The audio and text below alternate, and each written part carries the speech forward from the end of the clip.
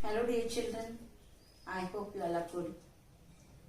तर आज आपण ग्रामर मध्ये वाक्याचे प्रकार याचा अभ्यास करणार आहोत आणि वाक्य रूपांतर. वाक्याचे प्रकार म्हणजे आपण जेव्हा बोलतो तेव्हा काही वेळेला आपण प्रश्न विचारतो, काही वेळेला आज्ञा करतो, रिक्वेस्ट करतो, काही वेळेला आश्चर्य झालं तर अचानक एकदम आश्चर्याने काहीतरी तोंडातून आपले शब्द किंवा असे सेंटेन्स येतात.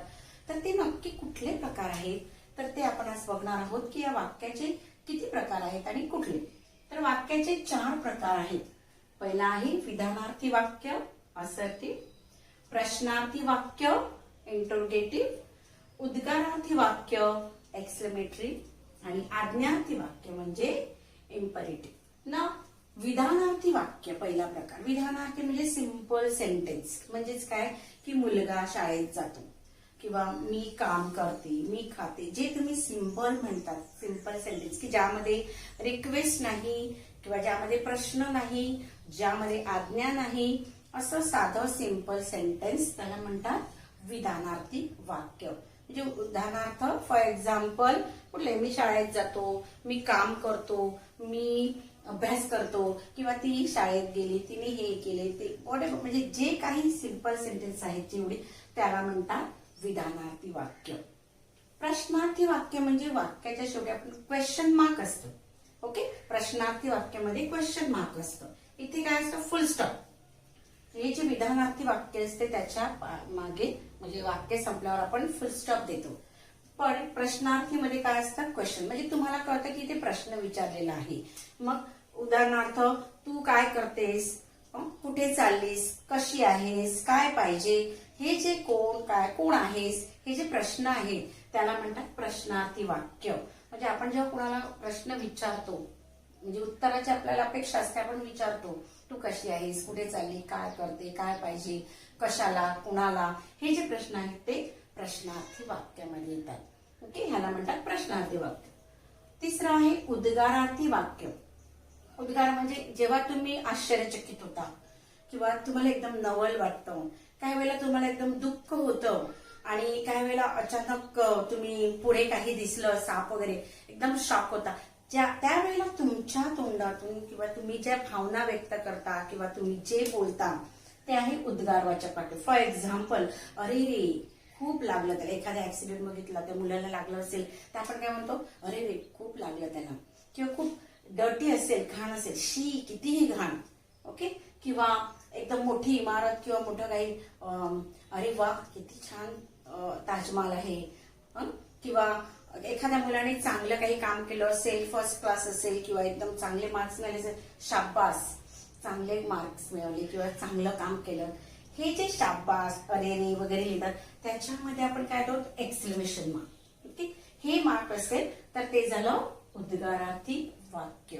म्हणजे जिथे आपण आश्चर्य किंवा नवल किंवा आपल्याला दुःख झालेलं आहे, खूप आपण नर्व्हस आहोत, अशा वेळेला जे आपण वाक्य म्हणतो किंवा बोलतो ते झाले उद्गारार्थी वाक्य, ज्याच्यामध्ये आपले भाव प्रकट होतात किंवा आपण एक्सायटेड असतो किंवा आपण एखाद्या वेळेला एकदम हॅपी असतो, जे जे भाव याच्यामध्ये दिसतात त्याला म्हणतात उद्गारार्थी वाक्य. आणि शेवटचं आहे आज्ञार्थी वाक्य. आज्ञार्थी वाक्य म्हणजे ऑर्डर, हुकूम किंवा रिक्वेस्ट. फॉर एक्झाम्पल, म्हणजे तुम्ही तिथे काही वेळेला आपण रिक्वेस्ट करतो ना, प्लीज देवा मला प्लीज पास करते, प्लीज म्हणजे कृपया, हे सुद्धा काय झालं, आज्ञा झाली. ओके, आपण एखाद्या वेळेला क्लासमध्ये टीचर बाहेर जा, वर्गाच्या बाहेर जा, ही झाली ऑर्डर. हुकूम देतात, हे कर ते कर, किंवा आपण रिक्वेस्ट केली ते सुद्धा आज्ञार्थीच येते. एखादी ऑर्डर केली ती सुद्धा काय येते, आज्ञार्थी वाक्य म्हणून येते. इथे सुद्धा वाक्याच्या शेवटी फुल स्टॉप असतो. पण तुम्हाला आता विधानार्थी वाक्यामध्ये पण फुल स्टॉप आहे आणि इथे पण. कसं लक्षात ठेवायचं की ज्याच्यामध्ये ऑर्डर आहे, ज्याच्यामध्ये रिक्वेस्ट आहे, विनंती आहे, कृपया खाली बस, कृपया, काही वेळेला तुम्हाला इन्सल्टिंग फील होऊ नये म्हणून टीचर काय म्हणते, तू बाहेर गेला तर बरं होईल, प्लीज गेट आउट किंवा प्लीज किंवा बाहेर जा असं न म्हणता काय म्हणतात, प्लीज कृपया तू बाहेर गेला तर बरं होईल. हे झालं रिक्वेस्ट मध्ये. पण ती सुद्धा काय झालं, बाहेर जा, कृपया बाहेर जा, कृपया हे कर, ते सुद्धा कर, खा, पी, उठ, बस, जे आपण ऑर्डर करतो त्याला म्हणतात आज्ञार्थी वाक्य. आज्ञा म्हणजे ऑर्डर. ओके, तर हे झालं आज्ञार्थी वाक्य. ही तुम्हाला 4 प्रकार कळले असेल. आता हे 4 प्रकारांचे आपण वाक्य रूपांतर बघणार आहोत. म्हणजेच विधानार्थीचं प्रश्नार्थी, विधानार्थीचं उद्गारार्थी, विधानार्थीचं आज्ञार्थी किंवा प्रश्नार्थीचं विधानार्थी, उद्गारार्थीचं विधानार्थी, आज्ञार्थीचं, असे म्हणजे प्रत्येक वाक्याचे विधानार्थी प्रश्नाचे वाक्य रूपांतर परस्पर चेंज वाक्य रूपांतर का करावं, तर आपली जी आपण बोलतो ती बोलणे किंवा आपलं त्यांना ऐकणे जे आपण बोलतो ते प्रभावी करण्यासाठी. म्हणजेच काय की मी आता बोलत आहे त्यामध्ये जर मी कुठेच असं प्रश्नचिन्ह वापरलं नाही किंवा कुठलंच एक्सक्लेमेटरी चिन्ह वापर म्हणजेच बोलले नाही त्याप्रमाणे, तर तुम्हाला कळणारच नाही की मी काय बोलते, टीचर काय बोलते, प्रश्न विचारते की फक्त बोलतच राहिले. तर ते लोकांना ऐकण्यासाठी प्रभावी किंवा परिणामकारक. तुम्हाला प्रश्न विचारल्याबरोबर तुम्ही उत्तर देता, कारण का तर तुम्हाला त्याचा परिणाम कळला की हा प्रश्नच विचारलेला आहे. तर इथे लक्षात ठेवायचं की यामध्ये आपलं बोलणं ऐकणाऱ्याला प्रभावी किंवा परिणामकारक वाटावं, त्याच्या म्हणून ते वाक्य रूपांतर करायचं. परंतु वाक्य रूपांतर करताना त्याच्यात चेंजेस होता कामा नये, रचना बदलली जाते. फॉर एक्झाम्पल इथे दिलेलं आहे बघा. उदाहरणार्थ, हे हस्ताक्षर खूप सुंदर आहे. आता हे हस्ताक्षर सुंदर आहे हे विधानार्थी सिंपल सेंटेन्स आहे, हे अक्षर चांगले आहे. पण तेच जर प्रश्नार्थी यायचं असेल अर्थ न चेंज करता, हे हस्ताक्षर खूप सुंदर आहे नाही, मतलब आहे का, आपण म्हणतो ना हे हस्ताक्षर खूप सुंदर नाही का, किंवा आहे का, किंवा आहे नाही, हे असं दोन्ही शब्द एकत्र आले की प्रश्न होतो. परंतु त्याचं उत्तर काय आहे, म्हणजेच हे सुंदर अक्षर आहे, हे हस्ताक्षर खूप सुंदर आहे.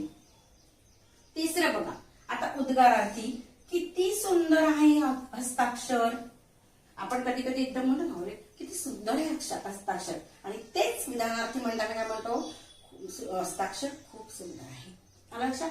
म्हणजे हे झालं एक्सक्लेमेशन उत्तर किंवा वाक्य. म्हणजेच इथे तुम्ही अर्थ न बदलताच काय केलं, एकच सेंटेन्स 4ही प्रकारामध्ये हस्ताक्षर सुंदर काढा आज्ञा दिलेली आहे. म्हणजेच एकच वाक्य पण 4 प्रकारे अर्थ न बदलता रचना बदलली आहे. आता बघा इथे रचना कशी बदलली आहे, हे हस्ताक्षर खूप सुंदर आहे, हे आता हे काय आहे, इथले काय झाले, किती सुंदर आहे हस्ताक्षर, हस्ताक्षर शब्द लास्ट केले, परंतु अर्थ बदललाय का, याचाच अर्थ ते अक्षर सुंदर आहे. हे जे वाक्य आहे ते इथे थोड्या वेगळ्या प्रकारे म्हणजे आश्चर्य व्यक्त केलेलं आहे. ताजमहाल, किती सुंदर ताजमहाल आहे, किंवा किती सुंदर ताजमहाल, किंवा केवढी मोठी इमारत, इमारत खूप मोठी आहे. म्हणजेच तेच तुम्हाला काय म्हणायचंय, इमारत खूप मोठी.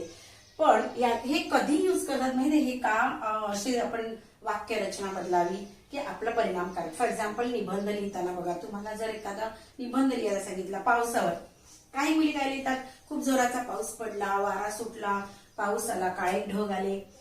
हे झालं कॉमन, म्हणजे त्या मुलीने विचार केला. पण एखादा कवी असेल, एखाद्या चांगलं लिहिणारा असेल, तो काय करणार, पाऊस पडतोय म्हणजे आकाश रडत आहे, विजा आपण म्हणतो विजा चमकतात, पण कवी काय विचार करतो, त्या विजा चमकण्याऐवजी तो काय म्हणतो की त्याच्या आकाश आई आहे आणि आईने ते डोळे काय केले, खूप मोठे केले आहेत आणि त्यामुळे तो आकाश नावाचा मुलगा रडत आहे. इमॅजिनेशन. म्हणजेच काय, हे प्रभावी करण्यासाठी तुम्ही काय करताय, चेंजेस करतायत सेंटेन्स. म्हणजे म्हणूनच हे सगळं काय असते, विधानार्थी, प्रश्नार्थी, उद्गारार्थी, आज्ञार्थी वाक्य आपलं वाचणाऱ्याला, ऐकणाऱ्याला प्रभावी वाटावे म्हणून चेंज करायचे. पण चेंज करताना त्या वाक्य रचनेमध्ये बदल होणार, परंतु अर्थामध्ये बदल होत नाही. आता आपण बघूया की विधानार्थीचं प्रश्नार्थी वाक्यात रूपांतर.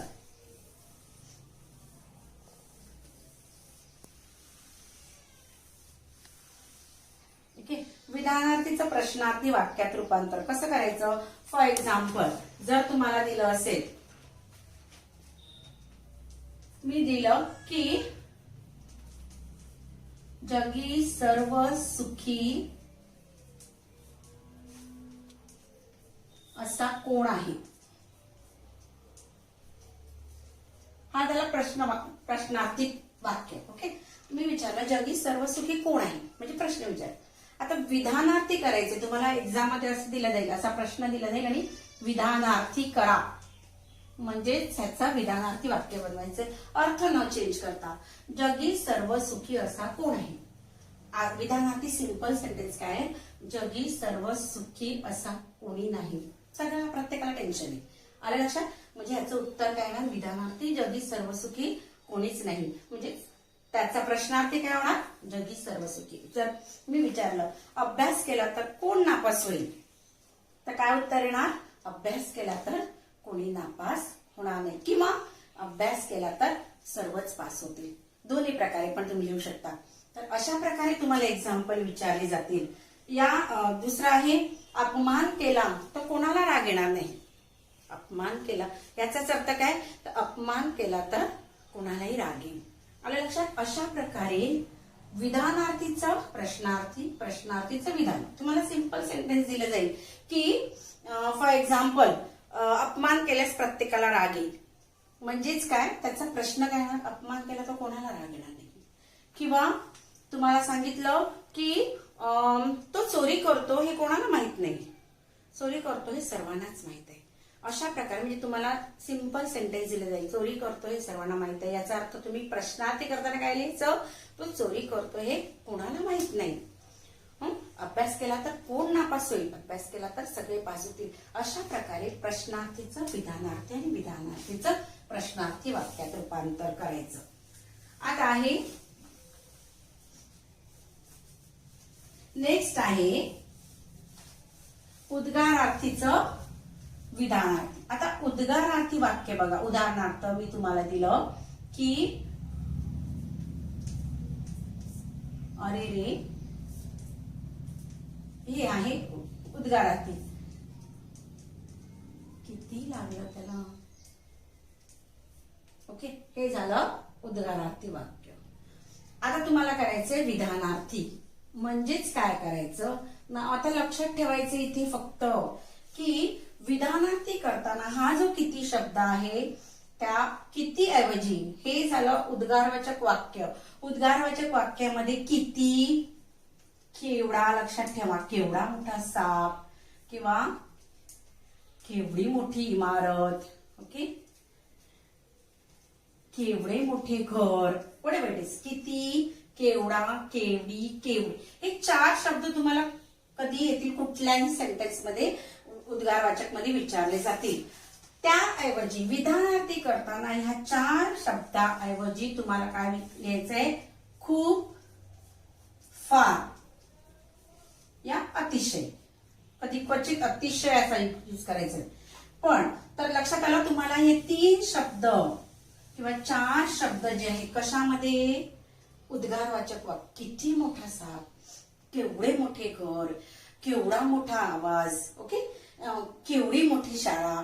हे केवढा, केवढी, केवढे, किती ह्या 4 शब्दाऐवजी तुम्हाला खूप आणि फार करायचंय. कुठे? विधानार्थी. मग काय येणार? किती लागलं त्याला? त्याला किती ऐवजी काय लिहायचं? खूप किंवा फार. त्याला खूप लागलं आहे. क्रियापद येणार इकडे आहे, ओके.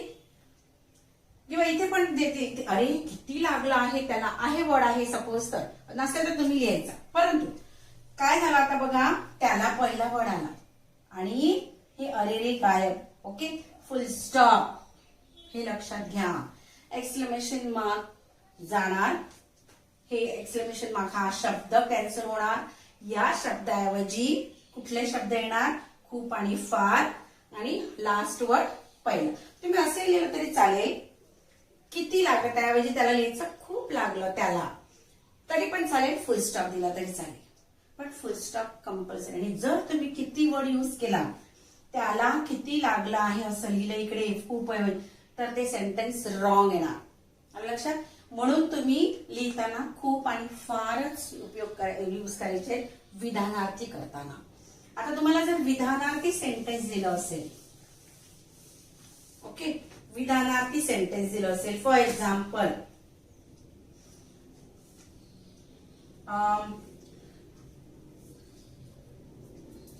साप खूप मोठा आहे, हे आहे विधानार्थी वाक्य. आता तुम्हाला काय करायचंय, उद्गार वाचन. काय करायचंय, उद्गारार्थी करायचंय. उद्गारार्थी करताना काय सांगितलं मी तुम्हाला, हा शब्द चेंज होईल. आता काय होणार, खूप च्याऐवजी केवढा मोठा साप. ओके. आता इथे सपोज तुम्ही इथे कुठलाही शब्द पण अरे रे किंवा बाप रे, सॉरी बाप रे केवढा मोठा साप किंवा केवढा मोठा साप असे लिहिलं तरी चालेल. लक्षात. तर त्याऐवजी तुम्ही काय करायचंय, केवढा, केवढी, केवढे हे शब्द किंवा किती मोठा साप तरी सुद्धा चालेल. किती मोठा साप, केवढा मोठा साप, अशा प्रकारे दोन शब्द हे कुठलाही तुम्ही यूज करू शकता. म्हणजे ह्याऐवजी विधानार्थी करताना खूप आणि फार आणि उद्गारार्थी करताना केवढा, केवढी कुठलाही शब्द तुम्ही वापरू शकता. आलं लक्षात. ओके. नंतर आहे आज्ञार्थी वाक्याचं विधानार्थी वाक्य. आज्ञार्थी वाक्याचं काय करायचं, विधानार्थी. उदाहरणार्थ आज्ञार्थी तुम्हाला दिलं असेल, काय असेल, ते पुस्तक आण. हे झालं आज्ञार्थी. आण याच्यामध्ये काय आहे, आज्ञा. तुम्हाला करायचंय विधानार्थी. तर काय करायचं, विधानार्थी दोन्ही प्रकारे करू शकतात. ते पुस्तक आणावे. फक्त ह्यामध्ये एक सिंपल गोष्ट लक्षात ठेवायची आहे तुम्ही, की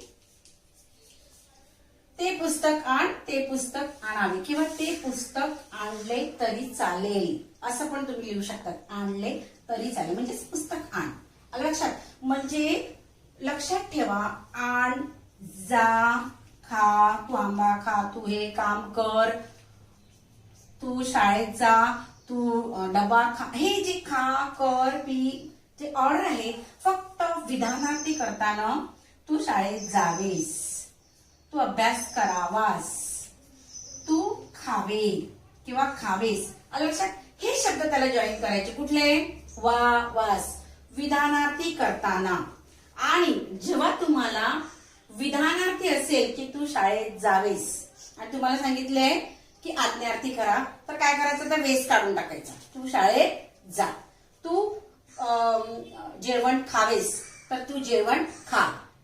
तू अभ्यास करावास, तू अभ्यास कर. आलं लक्षात. अशा प्रकारे तुम्ही काय करायचं आहे, ते हे जे शब्द आहे वे, वेस, वास, हे शब्द विधानार्थीमध्ये जॉईन करायचे आणि आज्ञार्थीमध्ये काढून टाकायचे. किती सिंपल तुमचं सेंटेन्स होऊन जाईल. एक तर विधानार्थी करायचं असेल तर काय करायचं, जॉईन, ते लावायचे वर, आणि आज्ञार्थी करताना ते वर काढून टाकायचे. हे इझी स्टेप लक्षात ठेवली तर तुम्हाला आज्ञार्थीचं विधानार्थी आणि विधानार्थीचं आज्ञार्थी करता येईल. आता जर तुम्हाला एखादं मी एक्झाम्पल दिलं की आई बाबांच्या इच्छे प्रमाणे वागा, हे झालं आज्ञार्थी वाक्य. तर विधानार्थी करताना आई बापांच्या इच्छेप्रमाणे वागावे, वे जॉईन केला, झालं. म्हणजेच फक्त विधानार्थी करताना वे, वा, वास हे शब्द जॉईन करायचे आणि आज्ञार्थी करताना ते वे काढायचे. ते झालं तुमचं आज्ञार्थी वाक्य. आलं लक्षात. रोज व्यायाम करा, रोज व्यायाम करावा. तर विधानार्थीचं आज्ञार्थी, आज्ञार्थीचं विधानार्थी. अशा प्रकारे तुम्हाला लक्षात आलं की उद्गारार्थीचं विधानार्थी, प्रश्नार्थीचं विधानार्थी, आज्ञार्थीचं विधानार्थी. नाव होकारार्थी आणि नकारार्थी. नेगेटिव्हचं पॉझिटिव्ह, पॉझिटिव्हचं नेगेटिव्ह करायचं. फॉर एक्झाम्पल नेगेटिव्हचं पॉझिटिव्ह काय येणार, नेहमी खरे बोलावे. ओके. आता उत्तर काय येणार, नेहमी लक्षात ठेवायचं. नकारार्थीचं होकारार्थी, होकारार्थीचं नकारार्थी करताना जे वर्ड आहे खरे, आता नेहमी बोलाल पण कसे खरे, हा जे खरे त्याचा अपोजिट वर्ड यूज करायचं. नेहमी काय लिहिणार मग, कधीच, नेहमीचं परत, कधीच खोटे बोलू नये. म्हणजेच काय, नेहमी खरे बोलावे, कधीच खोटे बोलायचे नाही, म्हणजे त्याचा अर्थ नेहमी खरे बोलावे. दुसरं, मनोज पास झाला नाही, म्हणजेच काय, आता मनोज पास झाला नाही म्हणजेच काय, मनोज नापास झाला. आता इथे काय येणार, नापास, आणि झाला नाहीच काय येणार, फक्त झाला, म्हणजेच तो पास झाला, नापास झाला आहे. ओके, नापास झाला आहे इथे येणार, नाही येणार नाही. ओके, ओके, मनोज पास झाला, तसेच नापास झाला नाही, म्हणजेच तो पास झाला. याचा अर्थ नापासचं काय झालं आहे, इथे पास नापास अपोजिट वर्ड तुम्हाला दिले आहे, खरे खोटे, पास नापास. दुसरा असेल, सुमनचा स्वभाव चांगला आहे. तर सुमनचा स्वभाव चांगला आहे याचा अर्थ काय, सुमन चांगल्याचा काय येणार, स्वभाव म्हणजे नेचर, स्वभाव चांगला अपोजिट वर्ड वाईट, म्हणजे सुमनचा स्वभाव वाईट नाही, याचाच अर्थ काय, सुमनचा स्वभाव चांगला आहे. आता आपण विरामचिन्हे म्हणजे पंक्च्युएशन पाहणार आहोत. म्हणजे आपण बोलताना जेव्हा तिथे सुद्धा आपल्याला थांबायला लागतं, म्हणजे मी आता बोलत आहे तर कंटिन्यू बोलत राहिले तर तुम्हाला कळणार नाही, तिथे मला पॉज घ्यायला लागतं, कुठेतरी थांबते मी बोलता बोलता, किंवा बोलत असताना थोडासा, काही वेळेला जास्त वेळ थांबते, काही वेळेला कमी वेळ थांबते, म्हणजेच पॉज. याला म्हणतात विराम. म्हणजेच काय, विराम म्हणजे आराम, आपण खरोखर आराम करतच नाही तर थोडा वेळ थांबतो, त्याला म्हणतात विराम, म्हणजे थोडासा थांबणे. आणि चिन्ह, त्यासाठी काय दिलेले असतात, चिन्ह असतात. म्हणजे लिहिताना, बोलताना आपण थांबतो तेव्हा आपल्या लक्षात येत नाही की चिन्ह आहे की नाही ते दिसत नाही, परंतु जेव्हा आपण कुठली गोष्ट लिहितो तेव्हा त्यामध्ये चिन्हांचा वापर करतो, तेव्हा लक्षात येतं की ते सिंपल सेंटेन्स आहे, तो प्रश्न आहे, की तुम्हाला आश्चर्य झालेलं आहे, तुम्हाला राग आलेला आहे, तुम्ही आज्ञा करत आहात, हे कशावरून कळणार, ते त्यासाठी आपण काय करतो, चिन्ह वापरतो, आणि त्याला म्हणतात पंक्च्युएशन. तर ह्या पंक्च्युएशनचे अनेक प्रकार आहेत, म्हणजे चिन्हांचे. तर पहिला आहे पूर्ण विराम. आता पूर्ण विराम म्हणजे फुल स्टॉप. ओके, हा कधी दिला जातो पूर्ण वाक्यामध्ये, जेव्हा वाक्य कंप्लीट करतात त्यावेळेस. एखादं वाक्य कंप्लीट झालं की त्याच्यामध्ये आपण पूर्णविराम म्हणजे हे चिन्ह वापरतो, किंवा वाक्याचं पूर्ण झाले हे समजण्यासाठी आपण पूर्णविराम हे फुल स्टॉप हे चिन्ह देतो, किंवा संक्षेप जाहीर करण्यास. फॉर एक्झाम्पल, इन शॉर्ट आपल्याला दाखवायचं असेल, खूप मोठा सेंटेन्स किंवा मोठा शब्द असेल, फॉर एक्झाम्पल आपण लिहितो डॉक्टर. ओके, लेटर मध्ये लिहिताना ताक, ताक म्हणजे ताक नाही तर ताजा कलम, किंवा पंडित ते प लिहितो. ओके, किंवा एखाद्या वेळेला लेखकाचं तुम्ही नाव बघितलं असेल पाठ्यपुस्तकामध्ये, य गो यशवंत शिरवाडकर, किंवा कुठलंही नाव लेखकाचं दिलेलं असते, य गो म्हणजे यशवंत गोपाळ, असं काहीतरी लेखकाचं नाव असते, ते ह्या डॉटने म्हणजे हे शॉर्ट मध्ये दाखवण्यासाठी तिथे डॉट दिलेला असतो. त्याला म्हणतात की वाक्याचा संक्षेप म्हणजे शॉर्ट मध्ये दाखवण्यासाठी हे पूर्णविराम किंवा हा फुल स्टॉप दिलेला असतो, किंवा वाक्य कंप्लीट झाल्यानंतर सुद्धा फुल स्टॉप दिला जातो. म्हणजे आता उदाहरणार्थ, मी मुलगा शाळेत गेला, तो काम करतो, त्याने अभ्यास केला, किंवा आईने बाजारातून भाजी आणली, आई गावाला गेली, काही वाक्य अशी असतात, ती झाली पूर्णविराम. त्याच्यानंतर जो विराम दिला जातो किंवा फुल स्टॉप दिला जातो म्हणजेच पूर्णविराम. आता दुसरा प्रकार आहे अर्धविराम. अर्धविराम आपण कधी देतो, जेव्हा दोन सेंटेन्स उभयान्वयी, मी लास्ट टाइम तुम्हाला उभयान्वयी अव्यय म्हणजे काय की दोन शब्द किंवा दोन वाक्य जोडणारा शब्द. म्हणजे फॉर एक्झाम्पल, जर तुम्हाला लिहायचं असेल ढग खूप गरजत होते, पण आता इथे पण पाऊस पडला नाही. म्हणजे ही दोन वाक्य आहेत, ढग खूप गरजत होते, पाऊस पडला, पण हे जे सेंटेन्स उभयान्वयी अव्यय, ओके, त्याने जोड म्हणजे जी उभयान्वयी दोन वाक्य जोडणारे असतात ना, तिथे आपण दोन वाक्य जोडण्या अगोदर फुल स्टॉप लिहत नाही तर काय लिहितो, अर्धविराम. ओके, म्हणजे थोडासा विराम. इथे फुल स्टॉप म्हणजे वाक्य संपलेलं आहे, इथे वाक्य संपलेलं नाहीये, त्याला दुसरं वाक्य जॉईन होते म्हणून ते अर्धविराम आहे. किरण हुशार आहे पण तो अभ्यास करत नाही. किरण खूप हुशार आहे पण तो अभ्यास करत नाही. अशा प्रकारे जेव्हा आपण दोन अव्ययान्वयी अव्ययांची जी वाक्य असतात ती जोडली जातात त्यावेळेला काय केलं जातं, अपूर्ण विराम अर्धविराम यूज केला जातो. गड आला पण सिंह गेला. अशा प्रकारे दोन वाक्य जॉईन करताना हा अर्धविराम वापरला जातो. तिसरा प्रकार आहे स्वल्पविराम. स्वल्पविराम म्हणजे कॉमा. कधी देतो, एकाच प्रकारचे अनेक शब्द एका पाठोपाठ आल्यानंतर म्हणजेच फॉर एक्झाम्पल आईने बाजारातून आंबा, चिकू, पेरू, केळी हे काय आणली, ही फळे आणली. तर आंबा कॉमा, चिकू कॉमा, पेरू कॉमा, अशा प्रकारे अनेक वस्तूंची जेव्हा तुम्हाला नावं किंवा पिकनिकला जाण्यासाठी लिस्ट दिली जाते की तुम्हाला सहलीला ह्या गोष्टी आणायच्या आहेत. मग कुठल्या, तर तुमचा डब्बा आणि काय वॉटर बॉटल, स्नॅक्स, काय काय तुमच्या बरोबर तुम्ही जे जे टॉवेल पाहिजे, सॉक्स पाहिजे, ही पाहिजे, ज्या वस्तूंची नावं एका पाठोपाठ एकत्र येतात ना तेव्हा काय आपण यूज करतो, कॉमा. ओके. तर अनेक नावं किंवा शब्द एका पाठोपाठ लागोपाठ म्हणजे एका पाठोपाठ आल्यानंतर जिथे आपण किंवा चित्रकलेसाठी या गोष्टींची गरज आहे. चित्रकला कुठल्या गोष्टीची गरज आहे, तर ब्रश, कागद, पेन्सिल, रबर, शार्पनर, कलर्स. मग आपण तिथे काय लिहिणार, कॉमा करून लिहिणार. ब्रश कॉमा, कागद कॉमा. अशा प्रकारे हे स्वल्पविराम आपण दिला जातो, म्हणजेच काय, कॉमा दिला जातो. दुसरं आहे अपूर्ण विराम.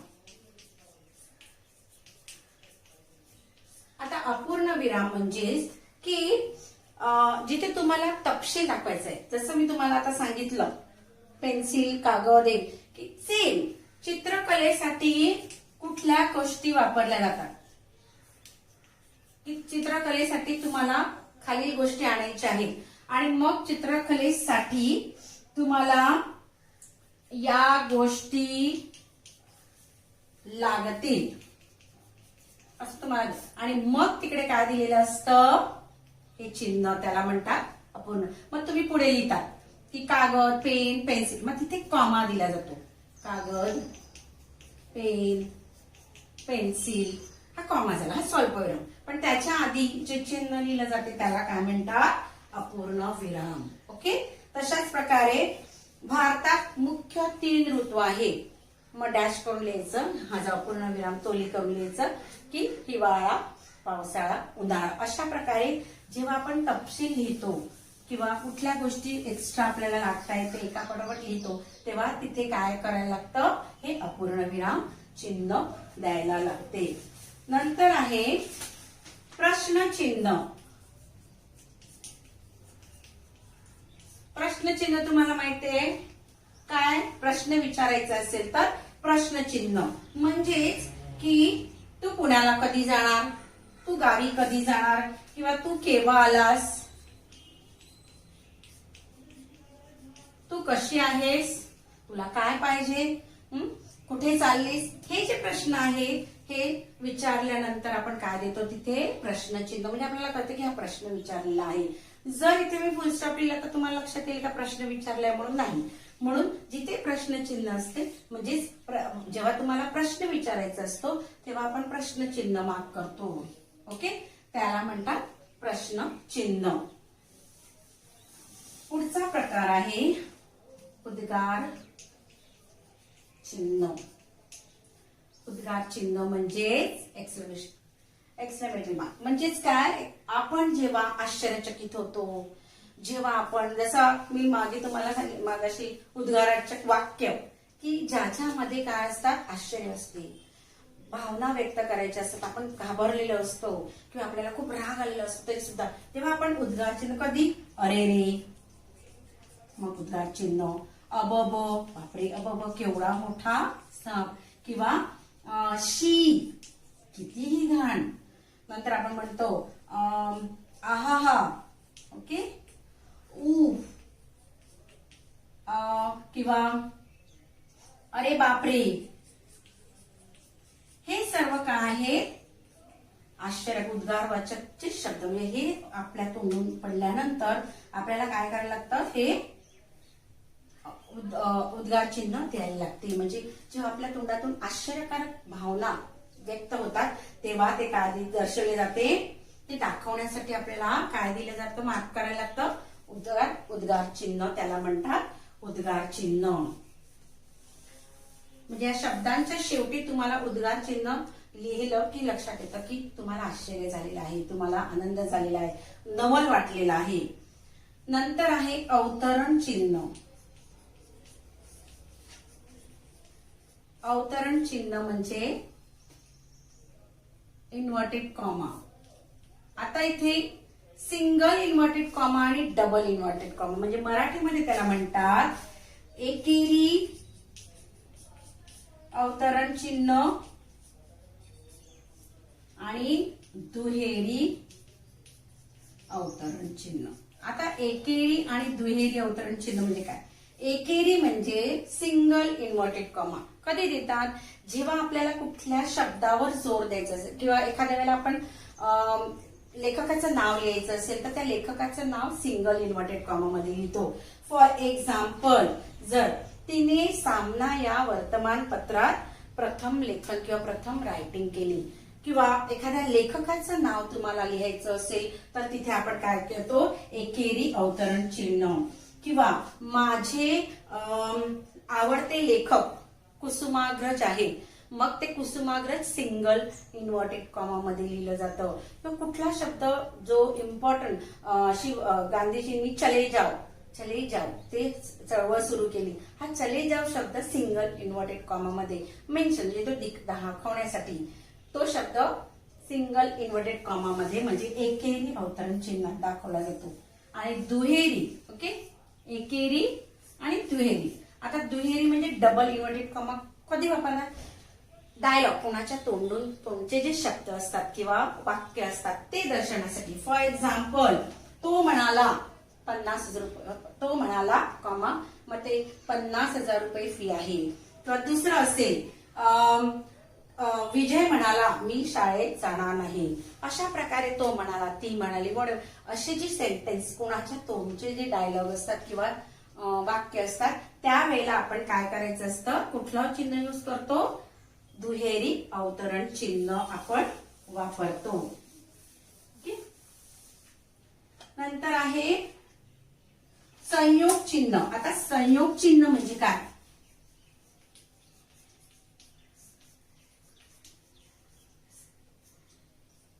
संयोग चिन्ह म्हणजे डॅश. म्हणजे बघा तुम्ही जोड शब्द वापरता, जोड शब्द म्हणजे काय वेळेला 4-5 तास मी काम केले, आई वडील, आई बाबा, किंवा काय वेळेला चालता चालता असे डबल वर्ड आल्यानंतर आपण काय वापरतो, हे संयोग चिन्ह. किंवा मार्च एप्रिल असं 2 महिन्याची नावं एकत्र लिहायची असतील तर त्यामध्ये हे छोटंसं चिन्ह दिलं जातं, संयोग चिन्ह, म्हणजे छोटा डॅश दिला जातो, त्याला म्हणतात संयोग चिन्ह. म्हणजे संयोग म्हणजे एकत्रपणा दाखवण्यासाठी आपण ते यूज केलं जातं. ओके. त्याच्यानंतर आहे अपसारण चिन्ह. अपसारण चिन्ह म्हणजे डॅश. ओके. आपण कधी लिहिताना डॅश करतो, जसे मी आता इथे डॅश केलंय म्हणजेच कुठलं, हे डॅशचं चिन्ह आहे. आलं लक्षात. ओके. हे अपसरण चिन्ह कधी देतो की जेव्हा आपली फॉर एक्झाम्पल बोलता बोलता आपण थांबतो, ओके, त्यावेळेला मालिका तुटते, म्हणजे बोलता बोलता आपलं वाक्य अर्धवट राहतं, इनकम्प्लीट राहतं, त्याला आपण काय करतो, अपसारण चिन्ह म्हणजे डॅश असं लिहितो. फॉर एक्झाम्पल, मी गेलो पण, किंवा मी वाचत होते पण, हे जे शब्द आहेत पण नंतर आपण काय करतो, डॅश दिला जातो. किंवा सुनीता विल्यम्स डॅश, तिने अंतराळ भ्रमण केले डॅश. अशा प्रकारे जेव्हा आपण एक शब्द किंवा सेंटेन्स लिहितो जिथे डॅश लिहिणं, स्टोरी वगैरे मुद्दे देतो, पॉइंट्स देतो, त्यावेळेला आपण हे डॅश यूज करतो. आता लक्षात घ्या, हे संयोग चिन्ह आणि हे अपसारण चिन्ह ह्याच्यामध्ये फरक इतकाच आहे की संयोग चिन्ह छोटं असते, इथे तुम्ही लिहिताना इतका डॅश, पण जेव्हा तुम्ही मुद्दे लिहिता स्टोरीचे वगैरे तेव्हा काय होतं, डॅश कधी कधी मोठे पण असतात. आलं लक्षात? अशा प्रकारे आपण डॅश करतो. किंवा एखाद्या अर्धवट वाक्य लिहिलं असेल की पण मी शाळेत जाणार होतो पण, तेव्हा तुम्ही असं चिन्ह करत नाही तर डॅश मोठा, अशा प्रकारे. आलं लक्षात? म्हणजे अपसारण चिन्ह आणि संयोग चिन्हामध्ये काय फरक आहे, तर हे संयोग चिन्ह छोटं असते आणि अपसारण चिन्ह मोठी असते. अशा प्रकारे हे सर्व चिन्ह आपण काय करत असतो, आपल्या रिडिंग मध्ये किंवा आपल्या पाठ्यपुस्तकात लिहिण्यामध्ये यूज करत असतो आणि त्यामुळे आपलं लिखाण किंवा ऐकणाऱ्याला ते प्रभावी वाटतं, ऐकणाऱ्याला ते परिणामकारक वाटतं आणि आपली रायटिंग किंवा आपलं लिखाण सुद्धा परिणामकारक होते. अशा प्रकारे या विरामचिन्हांचा आपण उपयोग करत असतो.